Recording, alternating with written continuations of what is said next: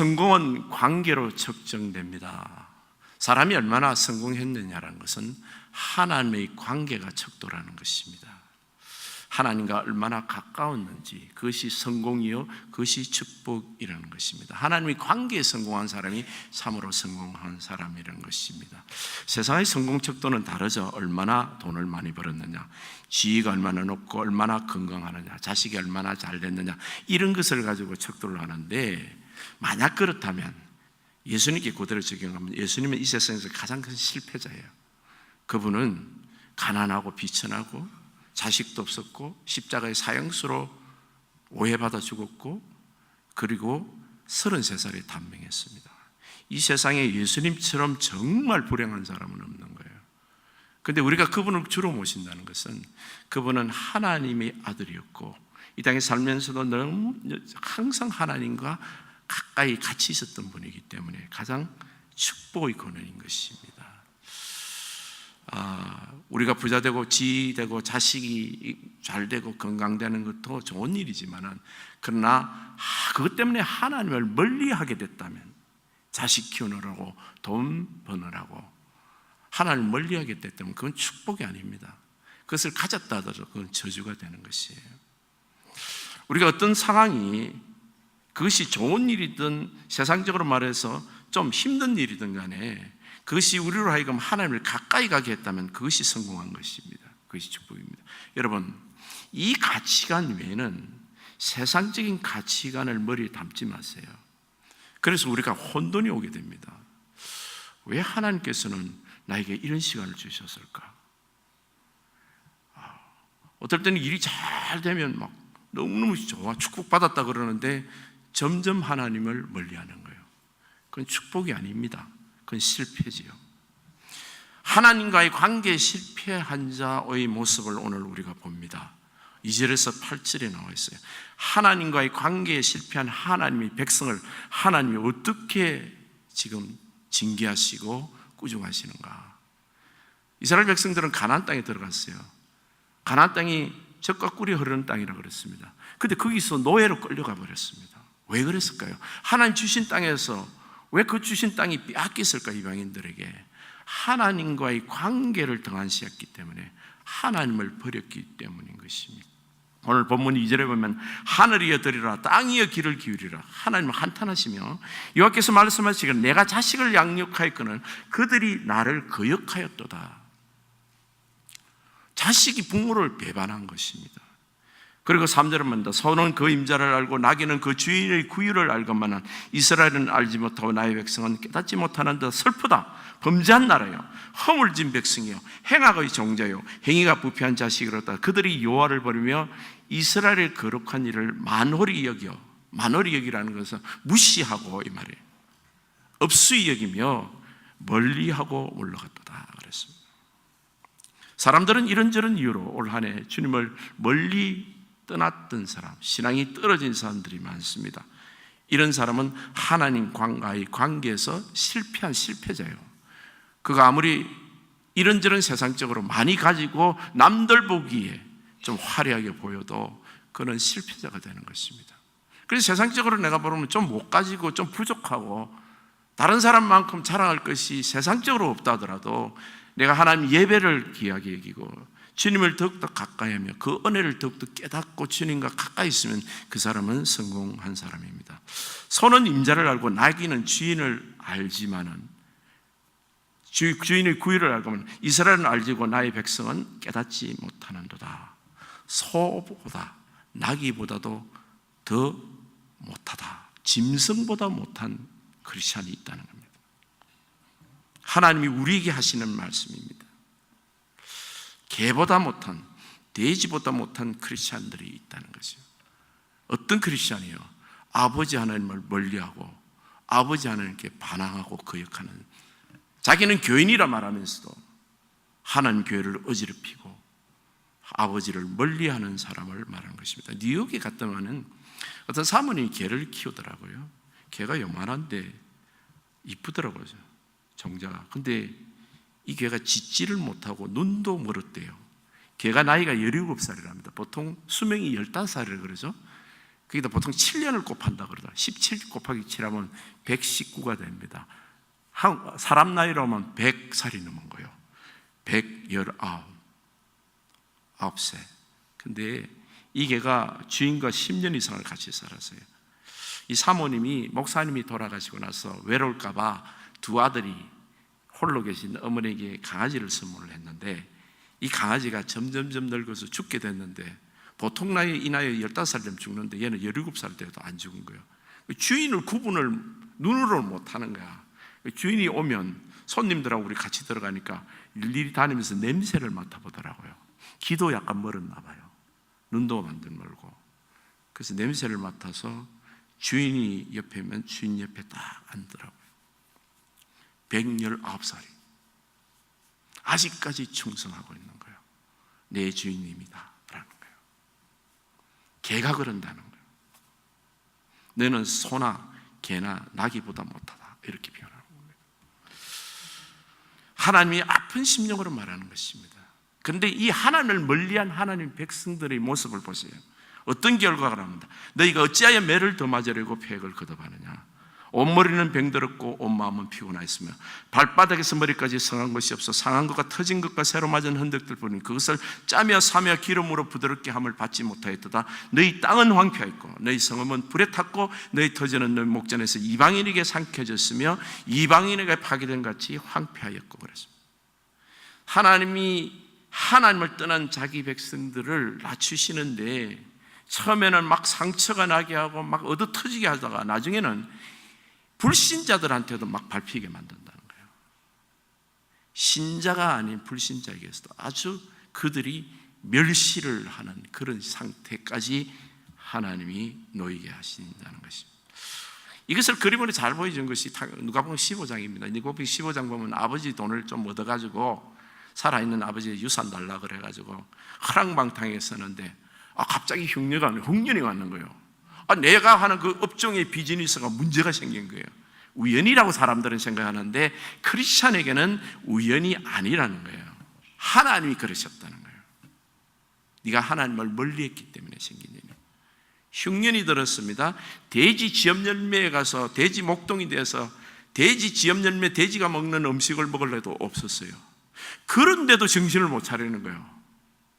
자기가 하나님을 멀리 떠나서 이렇게 된 일인 것을 인정하지 않는 거예요.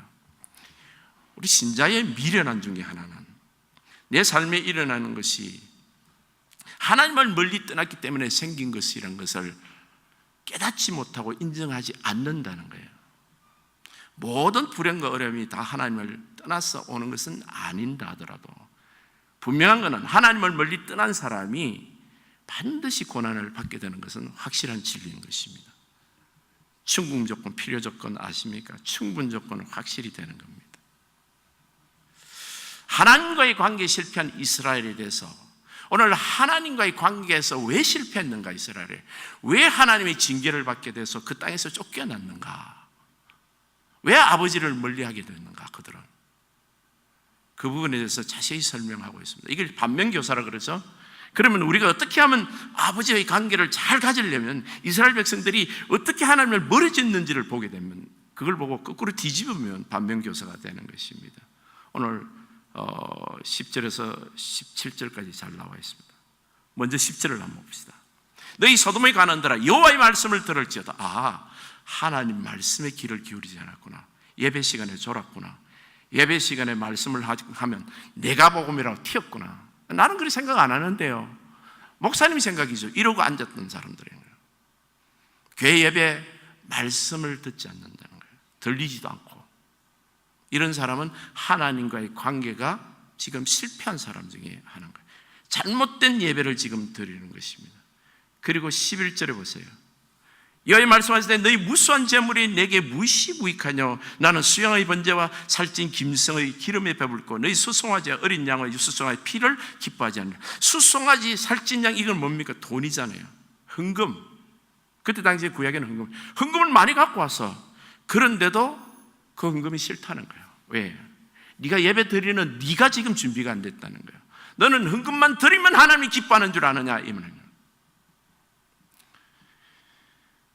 아벨이 제사를 드릴 때 아벨과 그의 헌금은 제물은 받았지만 가인이 드리는 헌금은 안 받았어요. 하나님이요. 어떤 성도의 헌금은 안 받는다는 거예요. 하나님이 눈 감고 아웅하는 식으로 예배드린 사람이에요. 주님은 우리 중심을 다 꿰뚫고 계세요. 가만히 계신다고 해서 모르는 것이 아니고 오래 참으시는 겁니다. 지금 11절 12절 보세요. 12절 보면 너희가 내 앞에 보이려오니 이것을 누가 너희에게 요구하느냐? 너는 내 마당만 밟을 뿐이라. 이 성전에 왔다 갔다 하면서도 하나님을 하나도 못 만나고 가는 성도들이 많다는 거예요. 얼마나 많은지는 하늘나라 가보면 알 거예요. 교회를 평생 다녔다는데 천국 못 오는 사람도 있을 뿐만 아니라 개털모자 사는 사람도 있는 거예요. 교회를 왔는데 하나님을 못 만나요? 마당만 밟고 갑니까? 그래요.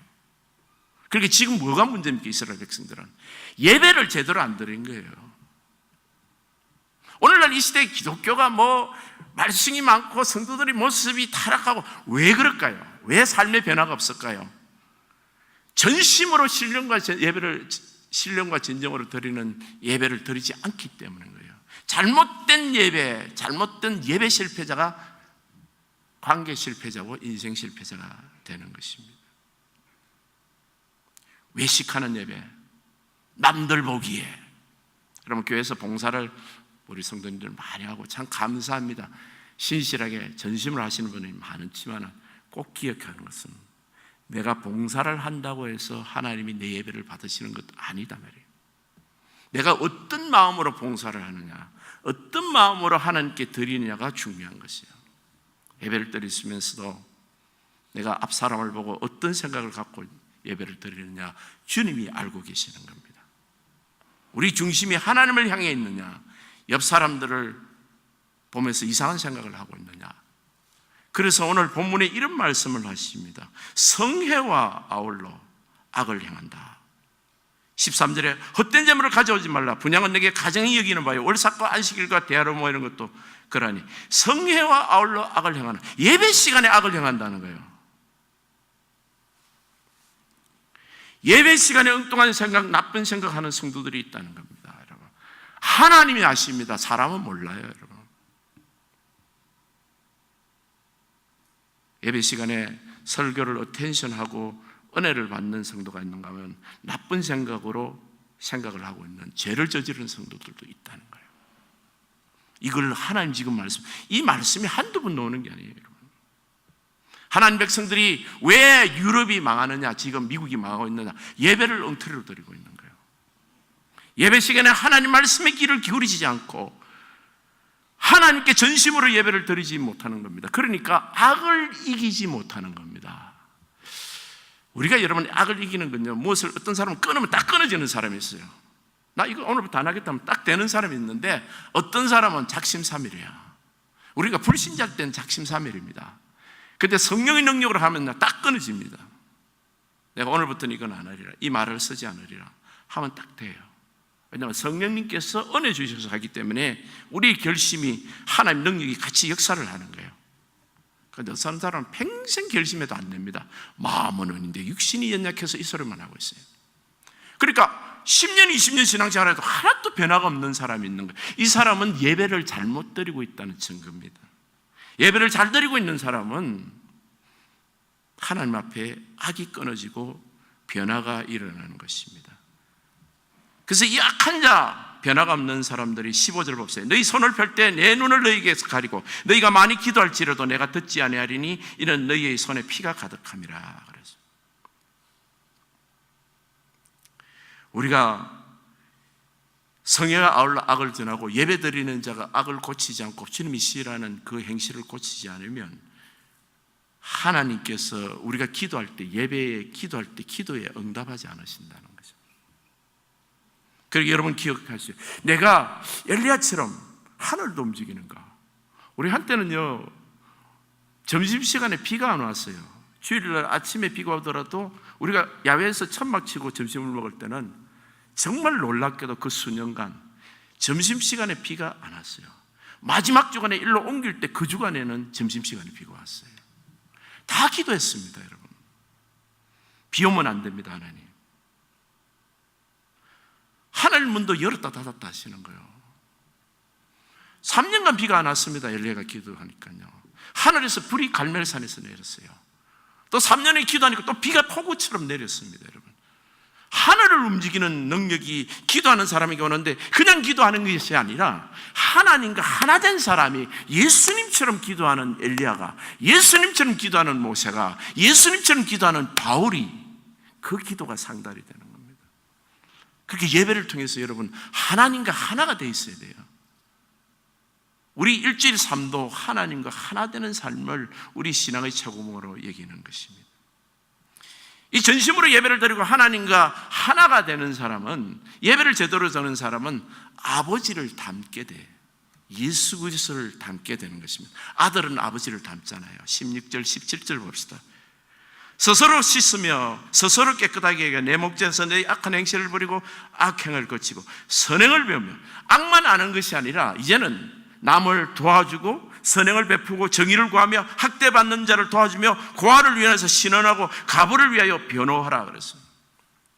우리는 나쁜 짓 안 하는 데서 그치는 것이 아니에요. 난 잘못 없어 이게 아니라 나아가서 액티브하게 다른 사람을 도와주고 세워주고 하나님 나라를 세울 뿐만 아니라 내 형제들을 세울 뿐만 아니라 이웃들에게 복음을 전할 뿐만 아니라 예수의 사랑을 실천하는 사람까지 되는 것입니다. 고린도서 3장 18절에는 이런 말씀이 있습니다.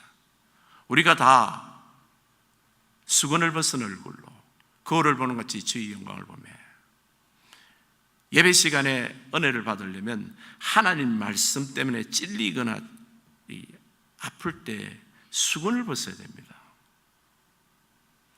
헌금에 대해서 이야기를 하거나 주일 성수에 대해서 이야기를 하거나, 우리 젊은 사람들 연휴 때문에 많이 빠져요. 11조 우리 많이 하지만은 그래도 아직까지 안 하는 사람들이 있습니다. 이런 설교를 할 때는 그건 나는 상관없어, 이렇게 수건으로 가리지 말라는 거예요. 열어놓으세요. 그래야 주님의 영광을 봅니다. 말씀은 때로는 좌우의 칼날처럼 예리합니다. 하나님이 살았고 온 능력이 있어. 살았고 온 능력이 있는 사람은 우리 영과 골과 관절과 골수를 찔러 쪼개기까지 합니다.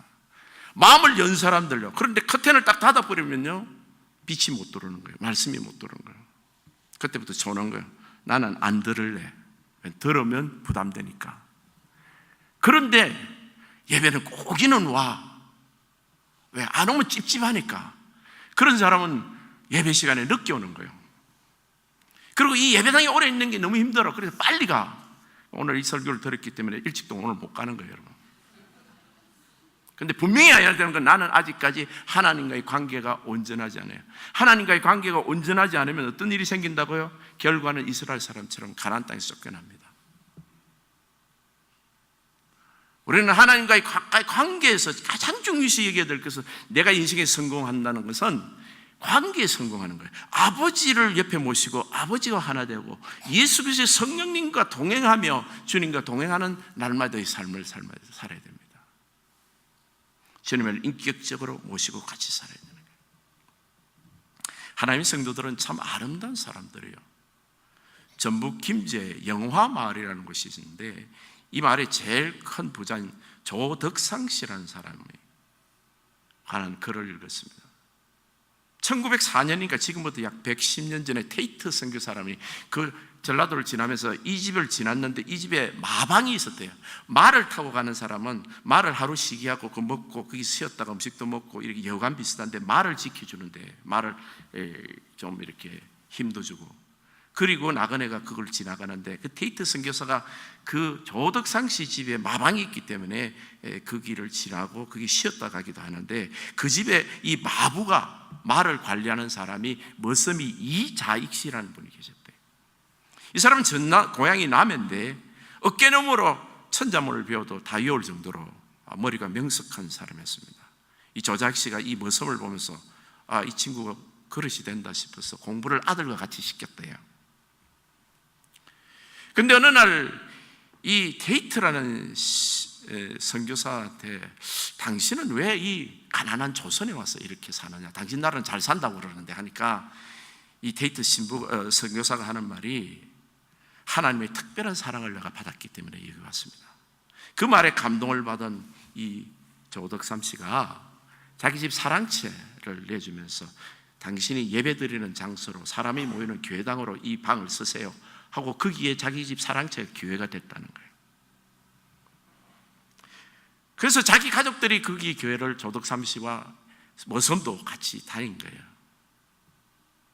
둘 다 신앙생활을 잘해서 집사가 되고 그 다음에 영수가 됐다면, 영수라는 것은 집사보다는 조금, 이거 안수 집사나 권사쯤 해당되나 봐요. 장로는 아니야. 근데 영수들 중에서 이제 장로를 뽑는데, 이 이자익 씨하고 조덕삼 씨 둘이가 장로 후보로 투표를 했는데, 놀랍게도 그 투표에서 누가 당선이 됐냐면 머슴인 이자익이 당선이 된 거예요. 조덕삼이는 떨어지고, 주인인 조덕삼이 떨어지고. 그런데 이 조덕삼이라는 사람이, 영수가, 우리 집에 있는 이 이자익 영수가 장로를 된 것이 너무너무 감사하다고, 이 사람의 열심은 당연히 장로가 되어야 되는 것입니다 하고 칭찬하고 교인들에게 감사 인사를 드렸답니다. 그리고 나서 조자익이가 장로가 안 되고, 이자익이가 장로가 되고 조덕삼 씨는 장로가 안 됐는데 집에 가면 어떻게 되나요? 이제 자기는 교회에서 장로고 조덕삼 씨는 영수니까 신분이 바뀐 거예요. 이거 조심하셔야 됩니다, 여러분. 집에 가면 여전히 머슴이야. 주인은 누구죠? 조덕삼이에요. 우리가 하나님 백성들이 아름다운 것은요, 이런 것을 잘 구분할 줄 아는 사람이 됩니다. 교회에서 행제지만은 직장 생활에는 엄연히 다른 위치에 있을 수가 있어요. 자기의 맡은 바 그 직분에 충성해야 됩니다. 근데 이자익이라는 사람은 정말 그 주인을, 집에 가면 정말 주인처럼 섬긴 거예요. 그런데 가끔 테이트라는 선교사가 주일날 못 오잖아요. 그러면 누가 설교를 하냐면 머슴 이자익이 설교를 하면 조덕삼이라는 영수는 무릎 꿇고 맨 앞에 앉아서 설교를 들었다는 거예요. 우리 하나님 나라 백성들은 참 아름답습니다. 하나님과의 관계가 가깝다는 것이 뭐를 이야기하는 겁니까, 여러분? 돈 많고 권력 있고 사치하다는 뜻이 아니에요, 여러분. 이 하나님 나라에 있는 이 향기로운 천국 같은 모습들이 우리 성도들이 이 땅에 있는 교회를 통해서도 되어간다는 것입니다. 근데 조덕삼 씨가 땅을 내놔가지고 거기다 교회를 지었어요. 교회를 기역자로 지었답니다. 그 당시에는 기역자로 짓는다 그러더라고요. 왜냐하면 한쪽 라인에는 남자들만 하고 한쪽 라인에 여자들만 하고 커튼을 쳐서 남자가 여자가 얼굴도 보지 못하게 하고, 목사님은 아마도 기역자 끝인데 거기서 설교를 하고 이쪽은 남자 이쪽은 여자 이렇게 쳐다보고 설교한 것 같아요. 문도 각각 따로 있고. 근데 제1대 테이트 선교사가 물러가고 제2대 담임 목사를 초청을 했는데 3년 후에 이 조덕삼 씨가, 조덕삼 영수가 장로가 됐어요. 2대 담임 목사를 누구로 초청했는지 아세요? 자기 집안의 머슴이었던 이자익 장로를 신학교를 보내가지고 목사를 시켜서 2대 자기 교회 담임 목사로 초청을 한 겁니다. 제가 이 글을 읽고서 정말 우리 성도들이 자랑스럽더라고요. 하나님 백성들은 하나님과 가까이 되고 하나님 예배에 성공하고 전심으로 예배를 드리는 사람은 하나님 아버지를 닮는데, 예수 그리스도 향기 나는 사람들인데, 우리는 세상에서 볼 수 없는 아름다운 모습을 이 하나님 나라에서 볼 수가 있습니다. 여러분, 하나님과의 온전한 결과 중에 최고의 것이 뭡니까? 최고가 뭡니까? 오늘 본문 18절에 나와 있습니다. 여호와께서 말씀하시되 올해 우리가 서로 변론하자. 너희의 죄가 주홍 같을지라도 눈과 같이 희어질 것이요 진홍같이 붉을지라도 양털같이 희게 되리라. 우리가 하나님 예배를 드릴 때 꼭 고백해야 될 것은 내가 예수 그리스도의 피로 인하여 구원을 받았다는 사실입니다. 사람들은 세상에서 조금 축복을 받고 교회에서 직분이 생기면 마치 예수가 없이도 자기가 어렵게 되는 사람인 것으로 착각하는 성도들이 간혹 있는 것 같아요. 아닙니다, 여러분. 예배 드릴 때마다 우리는 주님 앞에 무릎을 꿇어서 죽을 수밖에 없는 사망의 옆에서 그 어둠의 날에서 구해주신 분은 우리 주 예수 그리스도예요. 우리 하나님이 그 붉은 피로 용서를 하셨기 때문에 이 십자가에서 하나님과 내가 만나고 내 형제들이 만난 것입니다. 그리스도의 영원한 피로, 거룩한 피로 만난 것입니다. 우리의 자랑은 예수 그리스도 피밖에 없습니다, 여러분. 예배는 예수 그리스도의 피를 자랑하고 예수 그리스도가 부활하신 그 영광을 자랑하는 것이에요. 우리 안에 예수님이 드러나는 것입니다. 예전에는 그러지 못했죠. 그런데 지금은 할 수 있어요. 하나님이 그 빛이, 그 보배 같은 보배 예수 그리스도가 우리 안에 있으므로 우리 성도들이 보석과 같은 향기로운 그리스도의 향기요, 그리스도의 편지가 되는 것입니다. 내가 아름다운 것은 내 안에 계신 예수님이 아름다우시고 그분이 십자가로 나를 용서하셔서 그분이 나를 어렵게 만드시고 그분이 하나님 자녀가 되셨기 때문에 우리의 자랑은 예수 그리스도밖에 없는 겁니다. 우리의 만남은 참으로 아름다운 것이에요. 하나님 백성들이 그렇게 귀하고 아름답고 아버지를 닮은 거예요. 그리스도를 닮은 사람들이요, 그리스도 크리스찬인 것입니다. 우리는 날마다 순간마다 예수님의 십자가의 보혈을 잊으면 안 됩니다. 주님과 동행하시며 그분이 나를 용서하시고 나를 어렵게 하신 그 하나님의 그 의 때문에 내가 하나님의 자녀가 되었고 이 땅에 살면서 하나님이 주신 미션, 사명을 받은 것입니다. 내 호흡이 있는 동안에 우리 사명을 다 하기를 원하는 것이에요. 그것은 뭔가 하면 내가 이 땅에서 가장 존귀한 분이 예수 그리스도고 가장 존귀한 것이 주님의 은혜고 내게 주신 모든 축복들, 기업과 가정과 건강과 자녀들이 다 하나님께서 내게 부어주신 축복이고 가분한 것입니다. 내 능력 이상으로 주시고 내 기도 이상으로 주신 것은 하나님이 나를 사랑하시고 나를 자녀 삼았기 때문인 것입니다. 이것을 예배를 통해서 확인하고 그 관계가 하나 되고 또 그 안에서 하나님의 형상을 날마다 닮아가는 우리 좋은 교 성도님 되시기를 예수님 이름으로 축복합니다.